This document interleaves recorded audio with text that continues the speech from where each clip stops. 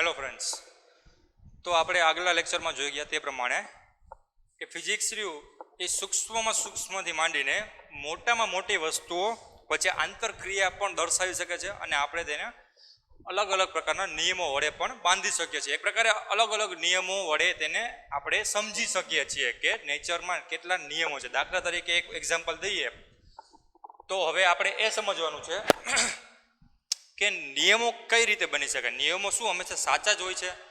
તો નિયમોના બેઝિકલી 3 પ્રકારે બને કે એક તો અનુમાન લગાવીને, બરોબર, પૂર્વાનુમાન લગાવીને. બીજા નિયમો એ કે હંમેશા સચ જ હોય, બરોબર, કે સ્વયં રીતે સાચા હોય અથવા સ્વયં સત્ય, બરોબર, એક નામકરણ કહી દઈએ. ત્રીજી વસ્તુ એ કે એ બધી વસ્તુ થઈ જાય તો પછી એનું મોડલિંગ કરીને, ક્લિયર? તો આ મૂળભૂત એક પ્રકારે 3 વસ્તુથી બનાવેલી હોય: અનુમાન, પૂર્વાનુમાન લગાવીને, બરોબર, સ્વયં સત્ય એક પ્રકારે એક્ઝામ્સ, મોડલિંગ કરીને. તો પૂર્વાનુમાન એટલે શું? તો આપણે અત્યારે વરસાદની સિઝન હોય અને આપણે જોતા હોય ટીવીમાં કે વેધર ફોરકાસ્ટ કરે છે કે તમને એમ કે 2 દિવસ પછી અહીંયા આ જગ્યાએ વરસાદ પડશે, બરાબર, અથવા તો આ જગ્યાએ વાવાઝોડું આવવાનું છે, બરાબર. તો આ વસ્તુને કહેવાય વેધર ફોરકાસ્ટિંગ. તો આ વસ્તુ કેવી રીતે શક્ય બની અને આ વસ્તુ શું કામે કહેવામાં આવે છે, બરાબર? નીચે લખેલું હોય પ્રોબેબિલિટી, આટલા ટકા પ્રોબેબિલિટી છે, આટલા ટકા પ્રોબેબિલિટી છે, અહીંયા વરસાદ આવવાની આટલા ટકા પ્રોબેબિલિટી છે, તે પણ લખેલું હોય, બરાબર. તમારા મોબાઈલ ખોલશો એમાં પણ વેધર લખેલું હોય કે આટલા ડિગ્રી અત્યારે તાપમાન છે, આટલા ડિગ્રી ટેમ્પરેચર છે, બરાબર, આટલી પોસિબિલિટી છે વરસાદ આવવાની, આટલી પોસિબિલિટી છે હવામાં અલગ અલગ પ્રકારના કણો વધારે થવાની, બરાબર, એને કહેવાય પ્રેસિપિટેશન, બરાબર. તો એ વસ્તુ તર્ક ઉપર આધાર રાખે, એક લોજિક ઉપર આધાર રાખે. એનો મતલબ એમ નથી કે થશે જ, બરાબર ને. તો એવી ઘટના અનુમાન લગાડીને કરવામાં આવે, બરાબર. એ વસ્તુને કહેવાય અનુમાન, બરાબર. તો આ વસ્તુ દાખલા તરીકે આપણે પ્રકૃતિ ઉપર કેવી રીતે લાગુ પાડી શકીએ? તો કોઈ એવી ઘટના હોય, પ્રાકૃતિક ઘટના હોય કે જે આપણને ખબર જ નથી, એનું પૂર્વાનુમાન લગાડી શકીએ કે નહીં કે આ ઘટના છે તો આવું થવાથી જ આ થાય છે. દાખલા તરીકે વીજળી પડે છે, ચોમાસામાં વીજળી આપણે બધાએ જોયો જ હશે, બરાબર. તો વીજળી પડે છે તો આપણે યુઝ્યુઅલી જે ઓલ્ડ એજના માણસો એવું થાય કે વાદળા ભટકાય છે એટલે વીજળી પડે છે. તો એનો નિયમ થઈ ગયો કે નહીં? પૂર્વાનુમાન થઈ ગયું કે નહીં? કાં વીજળી એમને નથી પડતી, ચોમાસામાં જ પડે છે, બરાબર ને. તો એ લોકોનું આ પૂર્વાનુમાન થઈ ગયું કે જ્યારે કાળા કલરના અથવા તો એક પ્રકારના ડાર્ક વાદળા, બરાબર, ક્લાઉડ્સ ભેગા થાય છે ત્યારે એમાં કંઈક એવી વસ્તુ થતી હોવી જોઈએ કે જે વીજળીમાં રૂપાંતર કરે, બરાબર, જેને વીજભાર પણ કહેવાય. વીજળી હોય, બરાબર, તો વીજભારની બનેલી હોય, જે આપણે આગળ અભ્યાસ કરીશું. તો આ વસ્તુ એક પૂર્વાનુમાન થઈ ગઈ કહેવાય કે વીજળી ક્યારે પડે કે જ્યારે વાદળા ભટકાય ત્યારે.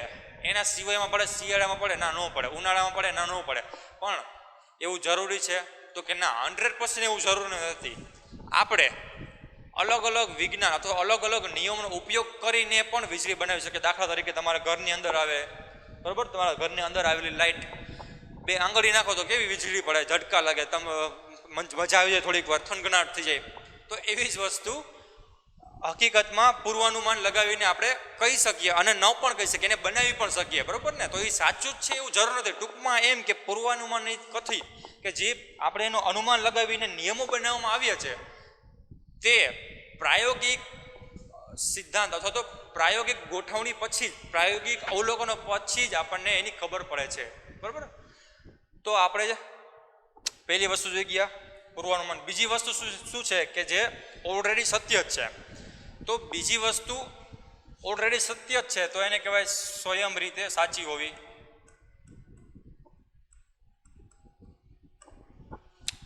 પહેલામાં શું કરવું પડે? અવલોકન કરવા પડે, બરાબર ને. કોઈ પણ નિયમ જાણવો હોય તો અવલોકન કરવા પડે. દાખલા તરીકે ચેસ. તો તમે ચેસ જોઈ હશે અથવા ન પણ જોવો તો કાંઈ વાંધો નહીં. તો ચેસમાં કેવું હોય કે એક ચોરસ બોર્ડ હોય, બરાબર, એક ચોરસ બોર્ડ હોય. આવી રીતે ચોરસ બોર્ડમાં અલગ અલગ પ્રકારના ખાના હોય, ક્લિયર? આવી રીતે આ એક ખાનું હોય, આવી રીતે બીજું ખાનું હોય, બરાબર ને. આવી રીતે 8 થી 10 લાઈન હોય, આવી રીતે ખાના બનાવેલા હોય. ક્લિયર? તો આ એક એક ખાનામાં એક એક કુકરી રાખવામાં આવે છે, બરોબર, કે જેના અલગ અલગ નામ હોય છે, બરોબર ને? તો દાખલા તરીકે આ જે ખાના હોય ને, તમે જેવું માની લો કે તમે ચેસ નથી જોયું, તો આ ચેસ રહ્યું, બરોબર, એ બે જણાનું રમત છે. એક માણસ અહીંયા બેઠો હોય, એક માણસ અહીંયા બેઠો હોય, બરોબર. આને કહી દો માણસ નંબર 1, બરોબર, આને કહી દો માણસ નંબર 2, બરોબર ને? તો આ બે માણસની રમત છે. તમને ચેસ વિશે કાંઈ ખબર નથી એવું આપણે માની લઈએ. ચેસ વિશે ખબર હોય તો પણ સારું. તમે બેઠા છો, એ વસ્તુ પહેલેથી ચાલુ કરે છે. આ માણસો ચેસને પહેલેથી ચાલુ કરે છે, કુકરી મૂકવાનું ચાલુ કરે છે. તો એ સેમ કુકરી અહીંયા બધી જગ્યાએ મૂકશે. એક જ પ્રકારની કુકરી, 8 થી 10 કુકરી હોય છે માની લ્યો. તો આ સેમ એક જ પ્રકારની કુકરી અહીંયા મૂકે છે. એ જ માણસ અહીંયા જે વ્હાઇટ કલરની કુકરી હતી એવી જ અહીંયા અલગ પ્રકારની કુકરી હોય માની લ્યો, તો એ અહીંયા મૂકશે સેમ. આ વસ્તુ ક્લિયર? બીજી વસ્તુ એ કે હવે અહીંયા અલગ અલગ પ્રકારની કુકરી હોય, બરાબર, અલગ અલગ પ્રકારના શેપની કુકરી હોય. દાખલા તરીકે અમુક ચોરસ હોય, અમુક લંબચોરસ હોય, માની લો કે આપણે અત્યારે કરી નાખી. તો એ બધાને અલગ અલગ નામકરણ પણ હોય છે, બરાબર. સેમ વસ્તુ આ બાજુ થશે. ક્લિયર? તો આમાંથી આપણને એ નિયમ એક જાણવા મળ્યો કે નહીં, કે જે માણસ કુકરી ગોઠવી રહ્યો છે તે માણસ આગલી રોમાં એક જ પ્રકારની કુકરી રાખે છે, બરોબર. બીજી રોમાં અલગ અલગ પ્રકારની કુકરી ગોઠવવામાં આવે છે. તો આ પ્રાકૃતિક નિયમ થઈ ગયો.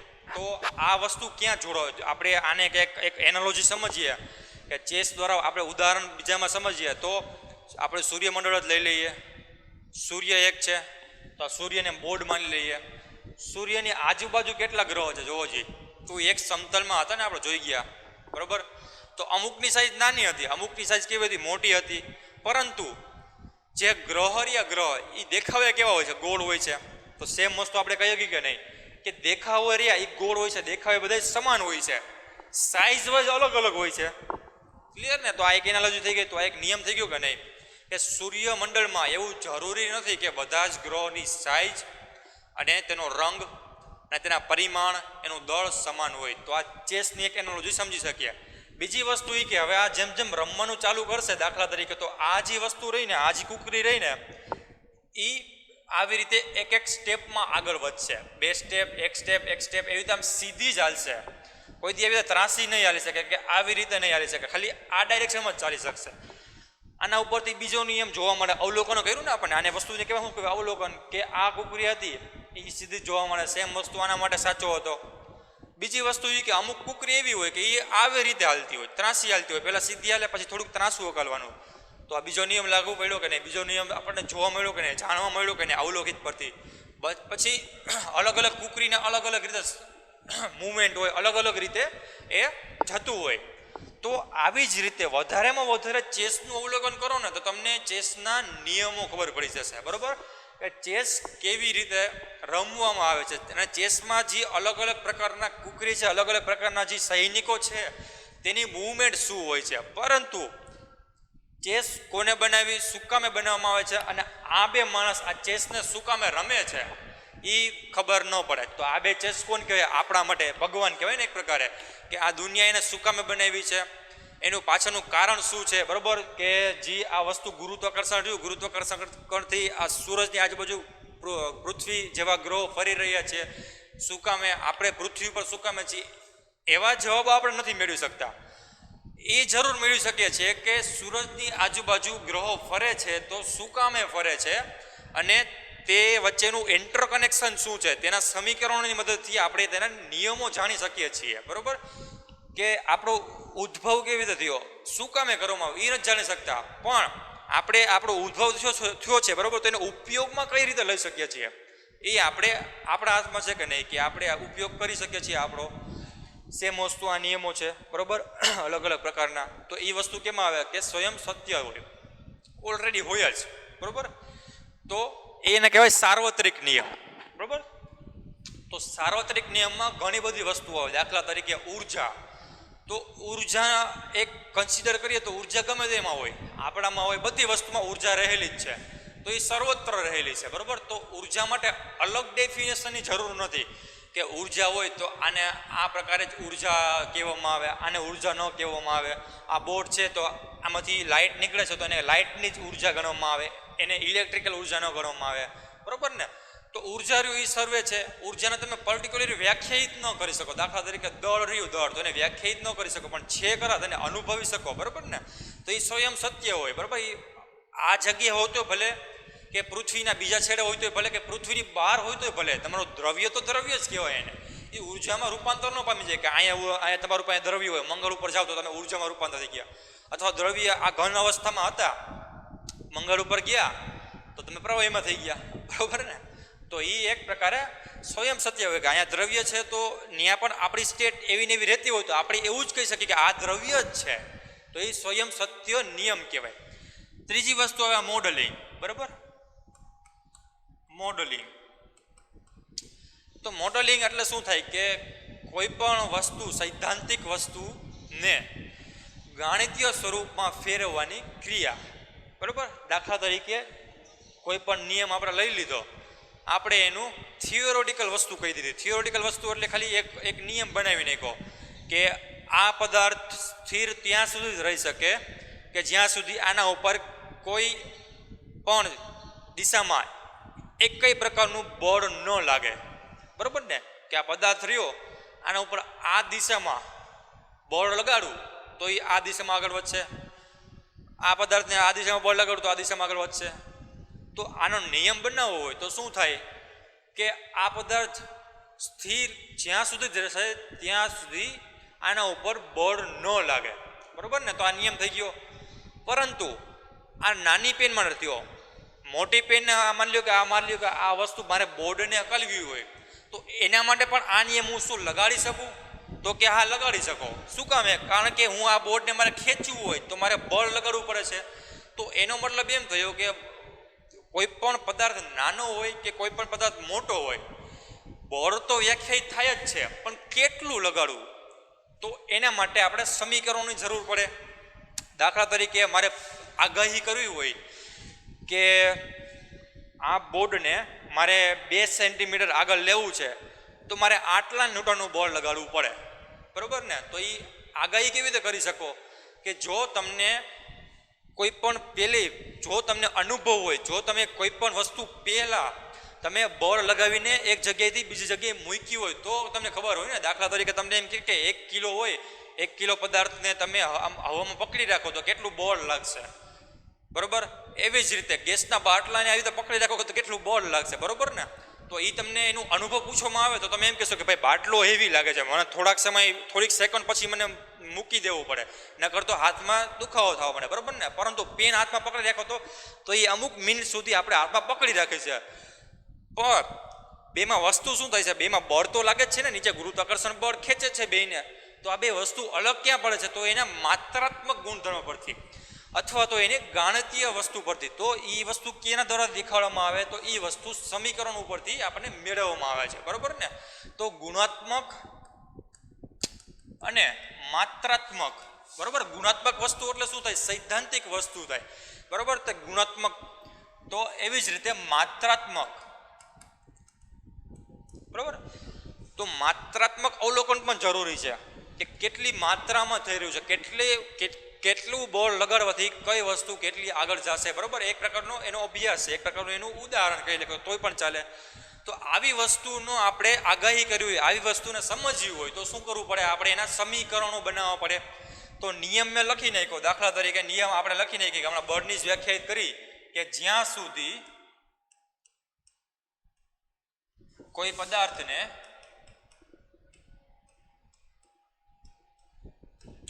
બળ ન લગાડવામાં આવે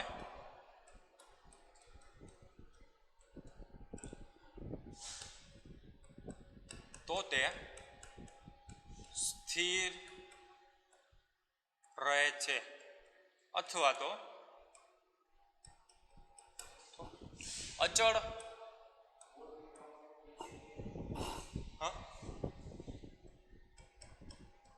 વેગથી ગતિ ચાલુ રાખે છે, બરોબર. તો આ એક સ્ટેટમેન્ટ થઈ ગયું, પણ આ સ્ટેટમેન્ટનો કાંઈ ઉપયોગ જ નથી આપણે. આ સ્ટેટમેન્ટ ભલે તમે ગમે તેટલા જાણતા હોય, બરોબર. તો આ સ્ટેટમેન્ટ શું થાય? ન્યૂટનનો ગતિનો પહેલો નિયમ થઈ ગયો કે નહીં, બરોબર. તો ન્યૂટનના ગતિનો પહેલો નિયમનો ઉપયોગ આપણે ક્યાં થાય? ન્યૂટનના ગતિનો પહેલો નિયમ આપણે લખી નાખ્યો હતો, બરોબર.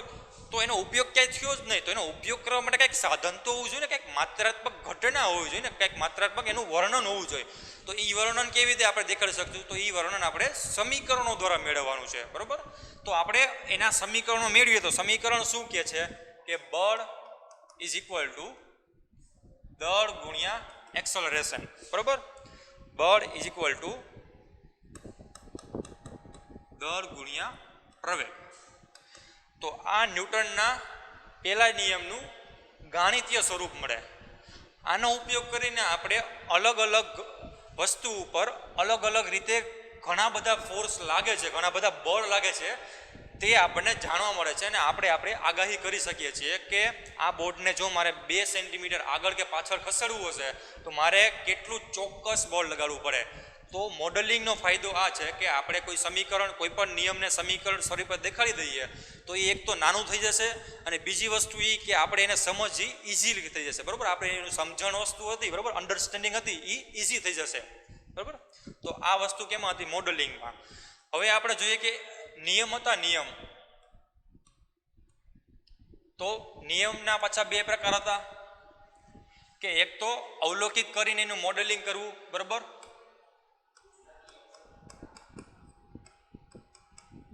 અવલોકિત કરીને એનું ગાણિતીય સ્વરૂપ આપવું.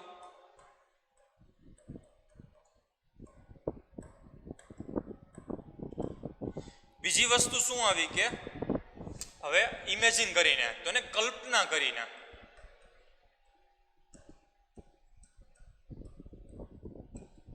બરોબર. આ વસ્તુનો અભ્યાસ કરી ગયો કે આપણે માની લ્યો કે કોઈ પણ વસ્તુને સમજવી હતી, કોઈ પણ અનનોન વસ્તુ કે જે આપણને ખબર જ નહોતી એ વસ્તુને સમજવી હતી, તો આપણે શું કર્યું? દાખલા તરીકે આપણે ચેસનું ઉદાહરણ લીધું હતું. તો ચેસમાં શું જોયું કે અવલોકન કરતા હતા ને, આપણે અલગ અલગ સમયે અલગ અલગ અવલોકન કરતા હતા અને નિયમો મેળવતા હતા. તો એ આ વસ્તુ થઈ ગઈ. બીજી વસ્તુ શું આવ્યું? કલ્પના કરીને, ઇમેજિન કરીને, બરોબર. તેને કહેવાય ઇમેજિનની વસ્તુ. તો આપણે ઇમેજિનેશન, આનો ઉપયોગ ક્યાં થાય? તો આપણે સૂતા હોય ત્યારે આપણા સપના આવે છે. તો હકીકતમાં તમે સપનામાં હવામાં ઉડતી બિલ્ડિંગો તમે બનાવી શકો છો, હવામાં ઉડતી કાર તમે જોઈ શકો છો, તમે સૂરજ ઉપર ઊભા હોય એવું આભાસ કરી શકો. કેમાં થાય? સપનામાં થાય ને. તો એ વસ્તુને કહેવાય ઇમેજિનેશન. એનો મતલબ એમ થયો કે ઇમેજિનેશન આ પ્રકારની મેથડમાં તમારે અવલોકન કરવાની જરૂર નથી. તમે તમારી પોતાની થિયરી ડેવલપ કરો છો અને તમે સાયન્ટિફિક કમ્યુનિટી પાસે એ ચકાસવા માંગો છો. તો આપણને ખબર છે કે કોઈ પણ નિયમ સાચો ત્યારે જ પડે કે જ્યારે તે એક્સપેરિમેન્ટ ડેટા કે પ્રકૃતિમાં જે ઘટના થઈ રહી છે તેને સમજાવી શકતું હોય, ત્યારે જ એ આપણો નિયમો સાચા પડે, બરાબર. તો એનો મતલબ એમ થયો કે થિયોરિટિકલ જ્ઞાન આપણી પાસે છે, પણ એ થિયોરિટિકલ જ્ઞાન સાચું ત્યારે જ પડે કે જ્યારે તે વસ્તુનો આપણે એક્સપેરિમેન્ટલ પ્રૂફ મળે, પ્રાયોગિક પ્રૂફ મળી જાય ત્યારે. તો સેમ વસ્તુ ઇમેજિનેશનમાં થશે. તો આપણી કલ્પના શક્તિથી આપણે નિયમો બનાવી નાખ્યા, પરંતુ તે સાચા છે કે ખોટા તે ક્યારે ખબર પડશે? કે જ્યારે તેને આપણે એક્સપેરિમેન્ટ કરશું, જેના ઉપર આપણે પ્રયોગ કરશું, બરાબર. તો આ એક પાવરફુલ મેથડ છે કે જે આલ્બર્ટ આઇન્સ્ટાઈને ઇમેજિનેશનનો ઉપયોગ કરીને સાપેક્ષવાદ આપ્યો હતો, રિલેટિવિટી આપી હતી. તો એ સાચી છે કે ખોટી ક્યારે ખબર પડી? તો એના 100 વર્ષ પછી અત્યારે એક પ્રકારે, બરોબર, એનો એક્સપેરિમેન્ટ કરવામાં આવ્યા. દાખલા તરીકે આપણી પૃથ્વી રહી, એની આજુબાજુ કૃત્રિમ સેટેલાઇટ ફરે છે, બરોબર. એની આજુબાજુ કૃત્રિમ સેટેલાઇટ આવી રીતે ફરી રહી છે. દાખલા તરીકે આપણે સૂરજની આજુબાજુ કેમ આપણી પૃથ્વી ફરી રહી છે, એવી જ રીતે આપણે પૃથ્વીની આજુબાજુ આવી સેટેલાઇટ ફરી રહી છે. તો આપણે જીપીએસ સેટેલાઇટ કહેતો હોય ભલે, બરોબર, પછી રડાર કહેતો હોય ભલે, ટેલિસ્કોપ કહેતો હોય ભલે, તો આવી રીતે સર્ક્યુલર આકારમાં ફરી રહી છે. તો આઇન્સ્ટાઈને જે આગાહી કરેલી હતી કે પોતાના નિયમો ઇમેજિનેશન પાવરથી જે વિસ્તૃત અથવા તો વર્ણનાત્મક અથવા તો માત્રાત્મક, બરોબર, આ એને અવલોકન કરેલું હતું અને ઇક્વેશન બનાવ્યા હતા, એને અલગ અલગ પ્રકારના સમીકરણો બનાવ્યા હતા. કોના માટેના હતા? તો એ આવી સેટેલાઇટ માટેના હતા કે જો માની લો કે આપણે અહીંયા ઘડિયાળ પહેરેલી હોય તો એ 1 સેકન્ડમાં 1 સેકન્ડ જેટલું ડિસ્ટન્સ કવર કરશે. માની લો કે ઘડિયાળ હોય અને બાજુમાં બીજી ઘડિયાળ હોય તો બે ઘડિયાળમાં 1 સેકન્ડ તો એક યર જ થશે, 1 સેકન્ડ. પરંતુ આ વસ્તુ સેટેલાઇટમાં નહોતી થતી. સેટેલાઇટ જ્યારે એક ચક્કર પૂરું કરીને પાછું અહીંયા આવતી ત્યારે એનો સમય 1.1 સેકન્ડ થઈ જતો હતો. એનો મતલબ એમ કે જો આપણે અહીંયા ઘડિયાળમાં અવલોકિત કરતા હોય અને બીજી વસ્તુ જ્યારે આ કૃત્રિમ સેટેલાઇટમાં અવલોકિત કરતા હોય ત્યારે બેયની ઘડિયાળમાં ફેર આવતો હતો. તો આવું તો ન ચાલે.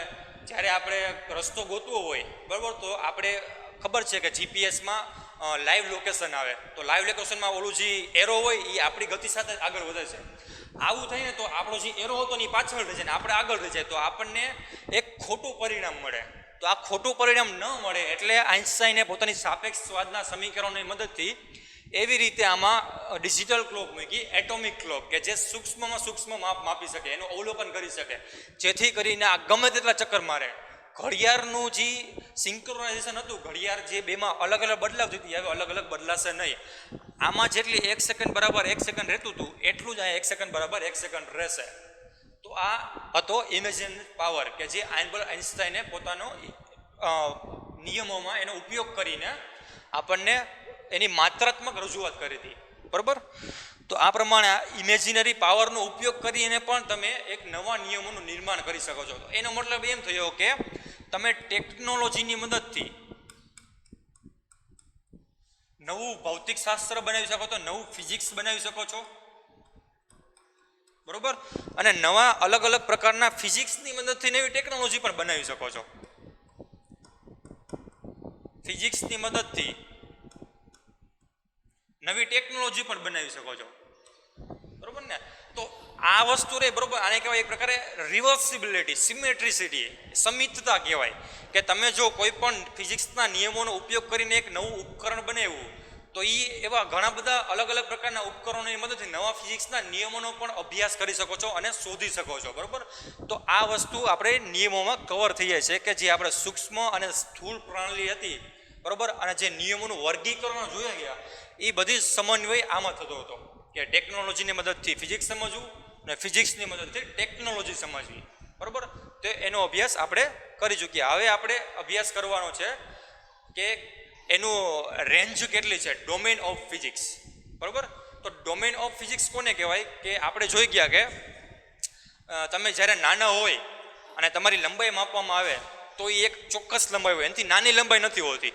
જેમ જેમ તમારે ગ્રોથ થતો જાય, જેમ જેમ તમારી હાઇટ વધતી જાય છે, એક ટાઈમ એવો આવે કે તમારો ગ્રોથ હવે એટલો બધો વધી ગયો છે કે તમારી લંબાઈ વધવાનું બંધ થઈ ગયું છે. બરાબર, તો એ મિનિમમ લંબાઈથી માંડીને મેક્સિમમ લંબાઈ તમે ઓબ્ઝર્વ કરી તો એને તમારો ડોમેન કહેવાય, રેન્જ કહેવાય. કે એ મેક્સિમમ લંબાઈ થઈ જાય પછી તમારી લંબાઈ કે હાઇટ વધવાનું બંધ થઈ જશે. બરાબર ને? તો એવી જ રીતે ફિઝિક્સમાં પણ આવું હોય છે કે જેમ જેમ નવા નવા અવલોકનો કરો તો તમને નવું નવું પરિમાણ મળે છે. દાખલા તરીકે જ્યારે અણુ પરમાણુની શોધ નહોતી થઈ ત્યારના વૈજ્ઞાનિકો ખાલી એવું માનતા કે અણુઓ હોય ને કે 2 કે તેથી વધુ પરમાણુના બનેલા છે કે જેની લંબાઈ 10⁻10 મીટર. તો આને ફિઝિક્સની લિમિટ કહેતા કે આનાથી નાનું કોઈ પણ વસ્તુ હોય જ ન શકે. એવી જ રીતે જ્યારે બ્રહ્માંડમાં મોટા ટેલિસ્કોપની શોધ નહોતી થઈ, અત્યારે હબલ ટેલિસ્કોપ આવી ગયો, પણ ત્યારે ગેલિલિયન ટેલિસ્કોપ હતા કે જે બહુ નાના હતા અને ખૂબ નજીકના ગ્રહોને શોધવામાં અથવા નજીકના ગ્રહોને અવલોકિત કરવા માટે ઉપયોગમાં થતા. તો એવી વસ્તુમાં ખાલી આટલા જ મીટરનો તફાવત હતો કે આનાથી કોઈ મોટો ઓબ્જેક્ટ હોઈ ન શકે. પરંતુ આ તો ખોટું હતું. અત્યારે તો શું થઈ ગયું કે આપણી પાસે અત્યારે એવી એડવાન્સ ટેકનોલોજી આવી ગઈ છે ને કે આનાથી નીચે પણ જોઈ શકો છો, આનાથી ઉપર પણ જઈ શકો છો. એનો મતલબ એમ થયો કે અત્યારે લંબાઈનું જે અંતરાલ રહ્યું ને, ડોમેન રહ્યો ને, એ વધી ગયો છે. બરોબર, તો આપણે પરમાણુની વાત કરીએ તો પરમાણુમાં શું હોય કે પરમાણુની આપણી અત્યારે પાસે લિમિટ આવી ગઈ છે 10⁻15 મીટર. બરોબર, અને આ જે મોટામાં મોટી અવધિ હતી, મોટામાં મોટી લેન્થ હતી, એ વધીને થઈ ગઈ છે 10⁻22 મીટર. તો આ 100 વર્ષનું એડવાન્સમેન્ટ છે. ફિઝિક્સના નવા નવા નિયમો અને નવા નવા એડવાન્સમેન્ટ પ્રયોગો કરીને આપણે આ વસ્તુ સુધી પહોંચી શક્યા છીએ. તો એનો મતલબ એવો નથી કે આ જે 10⁻15 મીટર રહ્યું એ મિનિમમ લેન્થ છે. બરોબર ને? તો આના પછી પણ હજી લેન્થ હોઈ શકે, પરંતુ આપણી ટેકનોલોજીકલ લિમિટને કારણે આ વસ્તુ આનાથી ઓછી આપણને જોઈ શક્યા નથી. એવી જ રીતે 10⁻22 મીટર એટલે આકાશગંગાનું એક લંબાઈ થઈ ગઈ. આપણે જે આકાશગંગા જોઈ છે, આપણે જે દૂધસાગર ગંગા છે, બરોબર, મિલ્કી વે છે, તો ત્યાંથી ટેલિસ્કોપમાં જોઈ રહ્યા છીએ તો એ ટેલિસ્કોપમાં એની અવધિ 10⁻22 મીટર જેટલી દેખાશે. પરંતુ એનો મતલબ એમ તો નથી કે આખા દુનિયામાં આનાથી મોટું કાંઈ છે જ નહીં. આપણી પાસે ટેકનોલોજીના અભાવને કારણે નથી, પરંતુ ફ્યુચરમાં જો તમે કંઈક નવું ઇન્વેન્શન કરો, બરાબર, નવો ટેલિસ્કોપ બનાવો જેથી કરીને અવધિ બની શકે, મોટી અવધિ લઈ શકો, તો એમાં આ અંતરાલ આપણે વિસ્તરી શકીએ છીએ. તો આ ફિઝિક્સનું હતું, બરાબર, એને લંબાઈનો અંતરાલ કહેવામાં આવે છે અને કહેવાય લંબાઈની રેન્જ કહેવામાં આવે છે. એવી જ રીતે સમયની રેન્જ પણ હોય છે. તો સમય એટલે શું? તો આપણે જોઈ ગયા કે એક જગ્યાએથી બીજી જગ્યાએ તમારે જવું હોય તો ચોક્કસ ટાઈમ લાગે છે, બરાબર ને.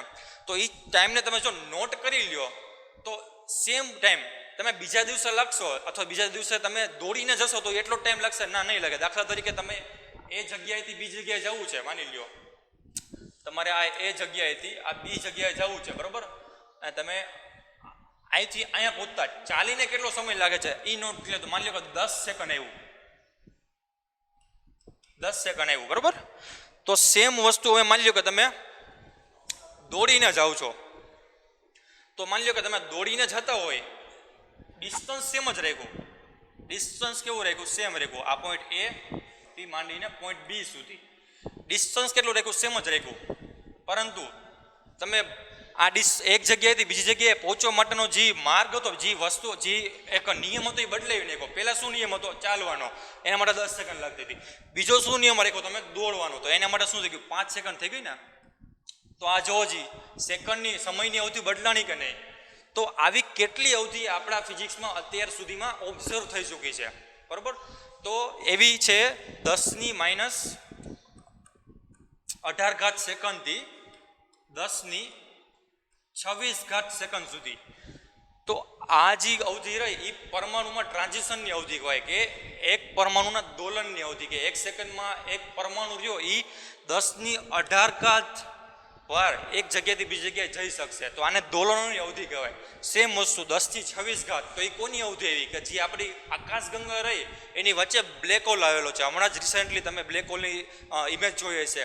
તો એ બ્લેક હોલની આજુબાજુ આપણે જે સૂર્ય ફરે છે, તો એ સૂર્યને એક ચક્કર પૂરું કરવા માટે, કારણ કે સૂર્ય સ્થિર નથી હકીકતમાં, આપણે દેખાય છે સ્થિર, પરંતુ જ્યારે આપણે એને ઝૂમ આઉટ કરવામાં આવે, મોટા ટેલિસ્કોપથી જોવામાં આવે, ત્યારે આપણે શું દેખાશે કે સૂર્ય જીવો એ પોતે પણ ફરી રહ્યો છે. કોની આસપાસ? તો બ્લેક હોલની આસપાસ. તો એને પણ કંઈક સમય લાગશે, ચોક્કસ સમય લાગશે એક પરિભ્રમણ પૂરું કરતા. તો એનો ટાઈમ છે 10⁻26 સેકન્ડ. તો આ મેક્સિમમ અવધિ આપણે ઓબ્ઝર્વેબલ અવધિ કહેવાય, બરાબર ને, કે 10⁻26 સુધી આપણને મળેલ છે. એનો મતલબ એમ નથી કે 10⁻26 મેક્સિમમ આવી ગઈ, બરાબર. તો આનાથી વધુ પણ એવું આપણે વિચારી શકીએ કે બ્લેક હોલ રહ્યો એ પણ પોતે બીજા બ્લેક હોલની આજુબાજુ ફરતો હોઈ શકે, બરાબર ને. તો આ થઈ સમયની અવધિ. તો આમાં પણ આપણે ફેરફાર કરી શકીએ છીએ. ત્રીજી વસ્તુ હવે દળ, કે દળની રેન્જ શું છે, બરાબર, માસ, કે જેને આપણે કિલોગ્રામમાં દેખાડીએ છીએ. તો મિનિમમ કિલોગ્રામ રહ્યું, આપણે મિનિમમ દળ કેટલા કિલોગ્રામનું મળેલું છે, કેટલું આપણે એક્સપેરિમેન્ટલી આપણે મળી ચૂક્યું છે ફિઝિક્સમાં, તે છે ઇલેક્ટ્રોનનું માસ 10⁻31 કિલોગ્રામ. આટલું દળ આપણને મળી ચૂક્યું છે, આપણે મેળવી ચૂક્યા છીએ, બરાબર ને, 10⁻31 કિલોગ્રામ. તો આ એક સૂક્ષ્મમાં સૂક્ષ્મ કણનું માસ છે. કે કોઈ પણ વસ્તુ હોય, આ પેન છે, આને હું ક્રશ કરતો જાઉં, તોડતો જાઉં, બરાબર, તો એ નાના ટુકડામાં બને, ટુકડાને તોડું તો હજી નાના વિભાજ્ય વસ્તુમાં હજી બનતું જાય. છેલ્લે એક એવું પદાર્થ બને, એક એવી વસ્તુ અવસ્થા આવી જાય કે હજી હું ટુકડા કરવા માંગુ છતાં પણ એના ટુકડા થશે નહીં. તો એ વસ્તુને કહેવાય કણ, પાર્ટિકલ કહેવાય, બરાબર ને. તો આવા ઘણા બધા પાર્ટિકલોનું આ એક પેન બનેલી છે અથવા કોઈ પણ વસ્તુ બનેલી છે, બરાબર. આવા ઘણા બધા પાર્ટિકલ મળીને એક દ્રવ્યની રચના થાય છે, બરાબર. તો આ એક પાર્ટિકલનો માસ છે, આ એક ઇલેક્ટ્રોનનું દળ છે. એવી જ રીતે આપણને મેક્સિમમ કેટલું દળ મળેલું છે, કે મેક્સિમમ આપણે ન્યુટ્રોન સ્ટાર, કે જે એક આપણે જે સૂરજ જોઈએ છે એને કહેવાય ઓર્ડિનરી સ્ટાર, સામાન્ય સ્ટાર કહેવાય, સામાન્ય સૂર્ય કહેવાય. એવા ઘણા બધા સૂર્ય છે, બરાબર. આપણી આકાશગંગામાં 10⁻22 જેટલા સૂર્ય રહેલા છે. તો એવા ઘણા બધા સૂર્ય છે. તો એમાં સૌથી વજનદાર સૂર્ય કયો છે? તો એ વજનદાર સૂર્ય છે 10⁻55 kg. 10ની પાછળ 55 મીંડા લાગે એટલું કિલોગ્રામ દળ છે એનું. એનો મતલબ એમ કે એક ચમચી તમે ન્યુટ્રોન સ્ટારની ભરો ને તો એ આખી પૃથ્વીના દળ જેટલું થાય, એટલો સ્ટ્રોંગેસ્ટ દળ છે એનું, બરાબર. તો આપણને મેક્સિમમ આટલું દળ આપણે ઓબ્ઝર્વ કરેલું છે.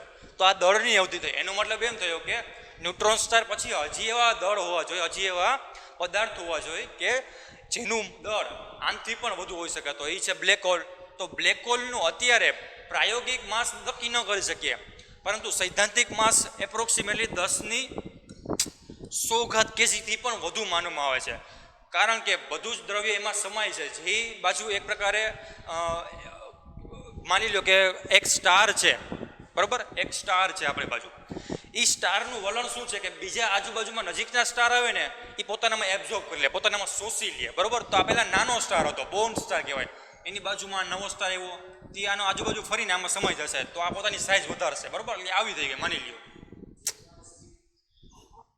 આ જ સ્ટાર હતો, બાજુમાં પાછો નવો સ્ટાર આવ્યો. હવે આ નજીક જેમ જેમ સ્ટારની જતો જશે ને એમ એમ આ બધા જ સ્ટારને પોતાનામાં શોષવાનું ચાલુ કરી દેશે. જેમ જેમ નવા સ્ટાર શોષાશે એમ એમ ખબર છે કે આની સાઇઝ વધશે, બરાબર. સાઇઝ વધતી જાય ભેગું શું થાય છે કે એનું દળ પણ વધે છે ને. દાખલા તરીકે તમે જયમાં રાખો તો વધારેમાં વધારે જયમાં રાખો તો તમારું પેટની સાઇઝ પણ વધશે, બીજું શું થશે, તમારું દળ પણ વધશે. સેમ વસ્તુ આ બ્લેક હોલ સાથે થશે કે બ્લેક હોલ જે જગ્યા જશે એ જગ્યાના દ્રવ્યોને પોતાનામાં સમાવી લેશે અને પોતાના દળમાં વધારો કરશે, બરાબર. એ બ્લેક હોલની ખાસિયત છે, બરાબર. તો જે હમણાં રિસેન્ટલી બ્લેક હોલ શોધાણો છે એ પણ પોતાની આજુબાજુ રહેલા સ્ટાર કે જે ઓર્ડિનરી સ્ટાર છે, આપણી સૂર્યમંડળમાં જે સ્ટાર રહ્યો એવા સ્ટારને એ ખાઈ જાય છે અને પોતાના દળમાં વધારો કરે છે, એટલા માટે જ બ્લેક હોલ કહેવાય છે, બરાબર. અને ત્યાં ગ્રેવિટી એટલી બધી વધુ હોય છે કે એમાંથી પોતે સૂર્યપ્રકાશની લાઇટ પણ બહાર નથી નીકળી શકતી, એટલા માટે કે આપણને કાળો દેખાય છે, કાંઈ દેખાતું જ નથી એક પ્રકારે. એટલા માટે એનું નામ એના ઉપરથી જ પડ્યું છે કે બ્લેક હોલ, કાળો હોલ એક પ્રકારે, કે જ્યાંથી પ્રકાશ બહાર નીકળતો જ નથી, બરાબર ને. તો આ વસ્તુ થઈ રેન્જ ઓફ ફિઝિક્સ. હવે ફિઝિક્સના આપણે ઉપયોગો સમજવાના છે કે જે આપણે નેક્સ્ટ લેક્ચરમાં સમજીશું કે ફિઝિક્સના ઉપયોગો કઈ કઈ જગ્યાએ કઈ કઈ રીતે આપણે તેના નિયમોનો ઉપયોગ કરીને નવા નવા પ્રકારના ઉપકરણો બનાવી શકીએ છીએ. તો આ સુધી આપણે આટલું રાખીએ, નવા લેક્ચરમાં આપણે ફરી મળીશું. Thank you.